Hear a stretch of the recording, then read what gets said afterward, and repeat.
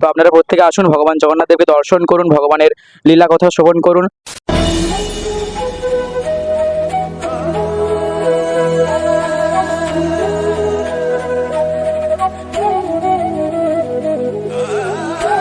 তো hello guys, welcome to my new blog. আজকের ভিডিওর টাইটেল আর থাম্বনেল দেখে নিশ্চয়ই বুঝতে পেরে আজকের ভিডিও কিনে। আজকের ভিডিওতে তোমরা আগে একটা ভিডিও দেখেছিলে, এটা আমি ইস্কনের রথটা দেখেছিলাম লালাবাজার থেকে। ইস্কনের রথটা যখন আসছিল তখন এইখানে ঠিক হয়েছিল ইস্কনের রথটা, আর এখানে ইস্কনের রথটা আছে। এবার এটা ঠিক লোকেশনটা আমি বলে দিচ্ছি। এবার দেখতে পাচ্ছেন এই যে রোডটা, এটা ঠিক রাজগ্রাম ব্রিজ থেকে আসছে। আর এইদিকে যেটা আসছে সেটা হচ্ছে পুয়াবাগান যাচ্ছে, মানে পুয়াবাগান দিকে। এবার সেকেন্ড হবে রেস্টুরেন্টটি একটু আগে এগিয়ে এলেই তোমরা এই জায়গাটা দেখতে পেয়ে যাবে। এবং এই জায়গাটার ভিতরে আমাদের যে ইস্কনের রথ, এখানে আছে ইস্কনের রথটা, এই জায়গাটার ভিতরে আছে। এবং দেখতে পাচ্ছেন একটা ছোট গেট করা আছে, যেখানে লেখা আছে বাঁকুড়া রথযাত্রা মহোৎসব 2025।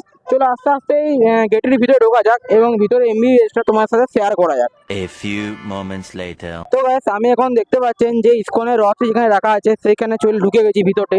গেটটা টপকি ভিতরে ঢুকে গেছি। প্রথমে যেটা আবার চোখে পড়বে তোমাদের, এখানে শ্রী জগন্নাথের অপ্রকৃত মহাপ্রসাদ। এখানে ফুল শিডিউলটা দেখুন করা আছে যে আপনি কি কি লাভ করতে চান। এখানে স্পেশাল প্রসাদের জন্য 150 টাকা বা 170 টাকা, সর্বনিম্ন 170 থেকে শুরু হচ্ছে এবং 100 150 শেষ হচ্ছে। এবং এখানে দেখতে পাচ্ছেন যে আমাদের জগন্নাথের যে মন্দিরটা আছে, যেখানে জগন্নাথ বলরাম সুভদ্রাকে রাখা হয়েছে ওখানে। তো আমরা জগন্নাথ বলরাম সুভদ্রা যেখানে রাখা হয়েছে মূর্তিগুলি, সেখানে আমি চলে এসেছি। এবং দেখতে পাচ্ছেন জগন্নাথ বলরাম সুভদ্রা এখানে রাখা আছে। এবং এটি আমাদের ভুবনেশ্বরপুরের কারিগরের হাতে তৈরি করা এই মূর্তি দুটি আমাদের মায়াপুর ইস্কন থেকে আনা হয়েছে। আর এখানে আমাদের যে স্টেজ অনুষ্ঠান হয় রাতের বেলা, এখানে এখন দিনের বেলায় তো কোনো অনুষ্ঠান দেখা যাচ্ছে না, কিন্তু রাতের বেলা এখানে অনুষ্ঠান হয়।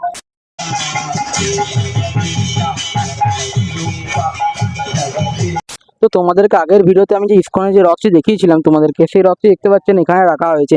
এই ইস্কনের রথটি আমি তোমাদের আগের ভিডিওতে দেখিয়েছিলাম এবং এই রথটিতে বলেছিলাম যে এই রথটি এখানে নয়, মায়াপুর ইস্কন থেকে রথ তৈরি করে আনা হয়েছে। এবং এই রথটি ফোল্ডিং রথ, 12 ফুট উঠতে পারে বা 24 ফুট উঠতে পারে, নিচে হাইড্রোলিক স্পেস দেওয়া হয়েছে।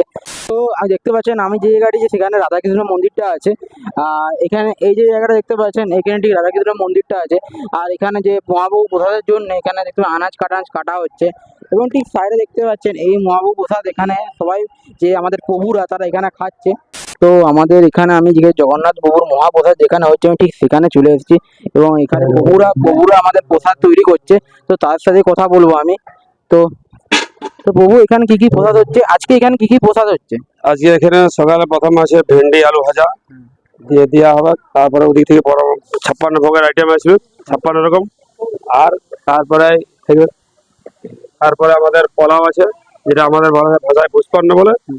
আবার আমাদের যেটা যাবে অন্ন যাবে, অন্নর পরে ডাল যাবে, দুটো সবজি পটল পনির থাকবে, একটা আলু পোস্ত থাকবে, আমরা চাটনি আছে, পায়েস আছে, পাপড় আছে, মিষ্টি আছে। আর ওই দিকে 56 ভোগ যেটা হচ্ছে সেটা আবার লাস্ট বেলা ডিস্ট্রিবিউশন হবে, সবাইকে পাতা দেওয়া হবে।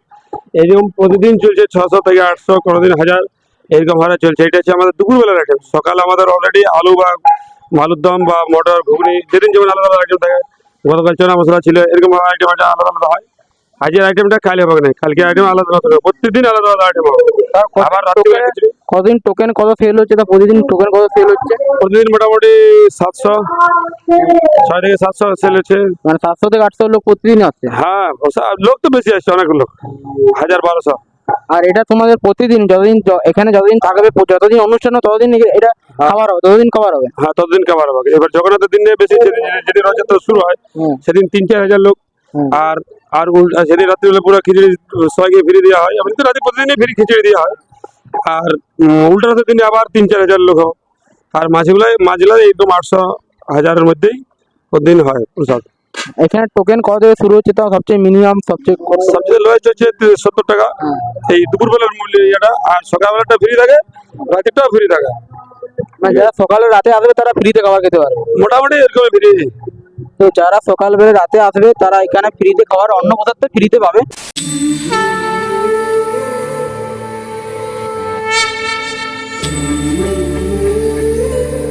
চলুন তাহলে জিজ্ঞেস করিনি এই রাজগ্রামের ভন্ডিজা মন্দিরের প্রতিদিনের অনুষ্ঠানের শিডিউলগুলো কি কি।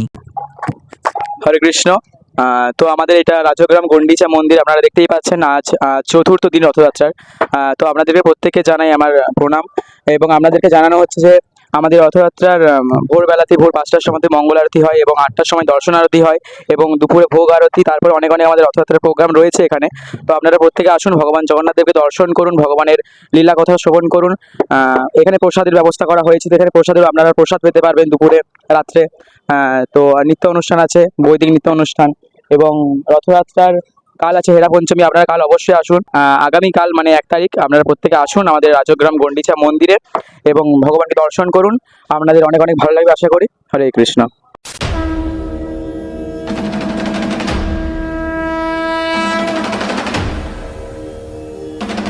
তো গাইস, আজকের ভিডিও তোমাদের কেমন লাগলো? আজকের ভিডিও যে আমি রাজগ্রামে যেখানে আমার ইসকন রথটি রাখা হয়েছে, আমি এর পুরো ডিটেলসটা এমবিএসটা তোমার সাথে শেয়ার করলাম। তো তোমরা যদি আসো, তবে এখানে দেখতে পাচ্ছেন 27 জুন থেকে 5 জুলাইয়ের মধ্যে তোমরা এখানে আসার চেষ্টা করবে। তারপরে কিন্তু এরা থাকবে না, এখানে সব কিছু গুটিয়ে দেবে, কারণ উল্টা রথ শেষ হয়ে যাবে তখন। তো তোমরা আসো, এখানে খুবই ভালো এমবিএসটা করা আছে, তোমাদেরকে আমি এই ভিডিও দেখালাম। তো আজকের ভিডিও যদি ভালো লাগে লাইক করে সাবস্ক্রাইব করে দেবে। আবার দেখাবো এমন একটা ছোট্ট ভিডিওতে, ততক্ষণের জন্য বাই।